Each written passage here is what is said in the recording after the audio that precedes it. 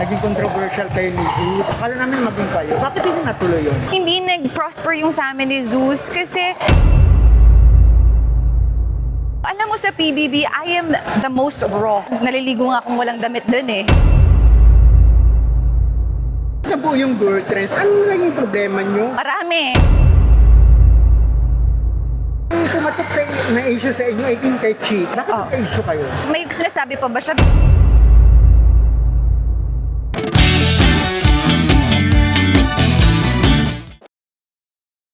Birthday mo nung January 29. Yes. So, ano mga wish mo ngayong taon na to? Nako. Nangyari sa buhay mo? Oo. Ang wish ko talaga ngayon, yung health. Kasi alam mo, tumatanda ako.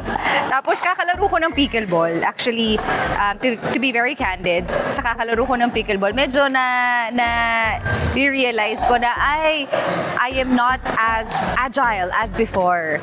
So, hindi ako, dati kahit mag-tumbling-tumbling ako dyan, walang sasakit na katawan. Now, nakakaramdam ako ng pananakit ng katawan. So, health is number 1. Number 2 is my business. So, DC Delights. Yan ang baby ko ngayon. So, pinagdadasal ko talaga ang aming negosyo para marami kaming matulungan. So, at the moment, we are surviving. Ang importante sa amin, may trabaho yung mga staff namin. And yung family and yung love life. Yan. So, para ma-maintain na natin yan. Doon simula ka sa PBB 737. Naging controversial kayo ni Zeus doon. Akala namin maging kayo. Bakit hindi natuloy yun? Kami ni Zeus. Na-inlove ako dun sa love. Na-inlove. Lahat ng tao na-inlove sa Love Me Like You Do. Oo, totoo naman. Doon ako na galing sumayaw na kami natatakot baka mahulog ka, di ba? Lahat gusto magpabuhat kay Oo, Zeus. di ba? Hindi nag-prosper yung sa amin ni Zeus kasi we have our own differences. Iba yung mga gusto niyang puntahan sa buhay, iba rin yung gusto ko. So, lagi ko sinasabi sa kanya dati, mas okay kaming magkatrabaho kesa yung sa totoong buhay. Mas marami kaming magagawa kung magtatrabaho na lang kami together. Ay, ganun. Oo. Di ba sa loob ng PBB, may mga sikreto ka bang pwede na sabihin mo? Ano bang nangyayari doon? Sikreto, alam mo sa PBB, I am the most raw. When I joined PBB, I didn't have any plans of joining showbiz. Wala talaga. Ang gusto ko nun maging TV presenter. Yun talaga. Hindi artista, hindi celebrity, nothing like that. So, I was the most raw. Sabi nila, gas-gas na magpakatotoo. Sus, yun lang ba? Napakadaling magpakatotoo. Kaya, I was just the most raw. What you see is what you get. Whatever you saw on Big Brother 737, yun. Walang secrets doon eh. Whatever I did inside the house, that's all out. Naliligo nga akong walang damit doon eh. Oo, totoo. Yun na nga. I don't care. Nagbuhubad ka ng naligo doon? Oh. They assured me I trust Big Brother. That's it. May mga nagmumul ba doon, ma'am? Momol? Nung time ko, wala. Kami lang ni Zeus kasi may ginawa kaming parang drama. Yon, oo. Ay, tsaka si Tommy, tsaka si Mio, may kiss din sila. Pero hindi naman momol. I don't think i-encourage ni Kuya yon. Pero kung may chance, bakit hindi? Ha? Hindi, kung single ka naman at single, di ba, wala namang problema. O di magmomol ka kung gusto mo. Di ba?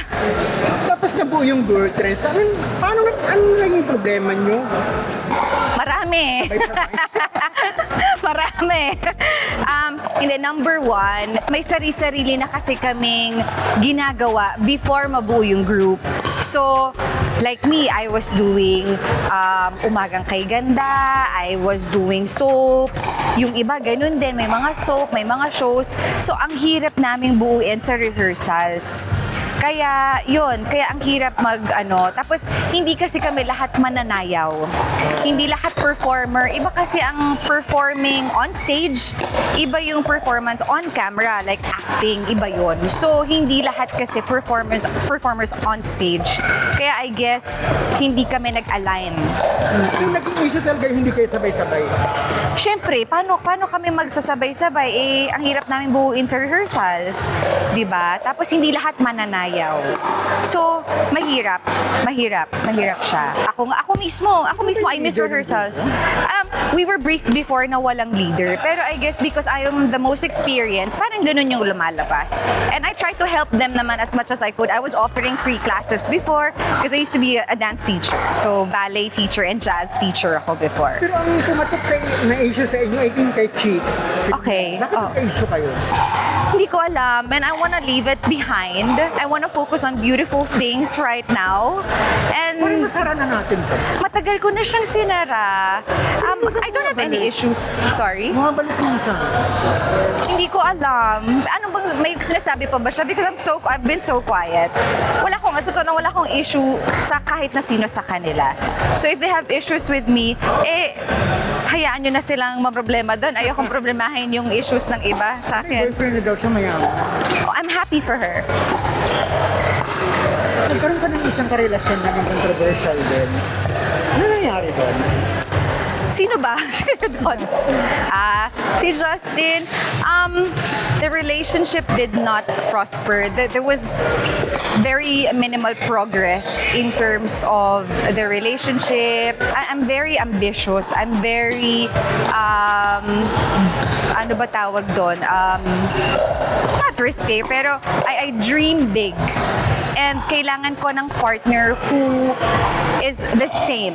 Parang same page kami, same frequency kami. Kailangan ko ng partner na yung nagpa-progress sa life. So, marami akong dreams and ambition. So, kapag yung partner mo, you're not aligned, may maiiwan, may mag-iibang nanlandas. So, yun, I think yun yung nangyari. Hindi na kami, we ended up not being parang aligned. Naging bad breakup kayo.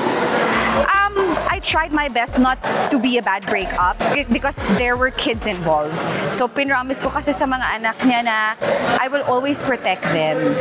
So, up to this day, inaano ko yan.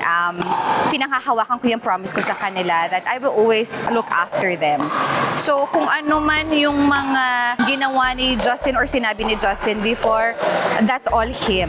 Hindi ko alam anong nangyari sa kanya, bakit naging ganon. Kasi it was maayos na breakup before. Kasi I gave them everything. I even gave them assistance nung lumipat na sila ng bahay. Hindi ko siya pinalayas, for the record. I will not and I will never do that because of the kids. I was offering... No, hindi na kami nag-usap after nun. Pero yun, I was giving them everything. I was giving them yung kotse ko, lahat. Pero hindi na niya kinuha. But yun, for me, gagawin kong lahat para walang gulo. Ayoko ng gulo, ayoko ng drama. Paano kayo nagkakalaan ni attorney? Okay, so, ang bilas ng shift. Maganda itong No, yeah, this is better. So, si Comral, si Solano Hotel is my sponsor. So, what do you call that? I endorse them. So, endorser ako ng Solano Hotel. And it happens, nung soft launch ng Solano Hotel, they also own Silpol Joyce Furniture. Lawyer siya nung family, ng Solano family. So, nung nag-soft launch, dun kami nag-meet. And then, we exchanged numbers. And then, yun na. The rest is history. Ano kabilis? Ay, hindi mabilis. Matagal. Kasi sabi ko sa kanya, nung naging single ako, it was a relief. It was a relief. So, sabi ko, gusto ko enjoyin yung pagiging single ko, na may trabaho ako, I can do whatever I want, whenever I want, however I want things to be. So, purposely ko siya dinelay. Hanggang sa parang tinatanong na niya ako, saan ka galing? Bakit? Why? Bakit mo tatanungin? You shouldn't care, diba? Ganun din kasi siya. Parang he just had a bad breakup also.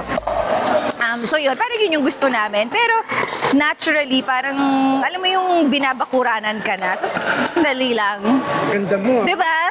Sabi ko, no, I will not entertain yung bakod-bakod if you yourself will not make me a priority.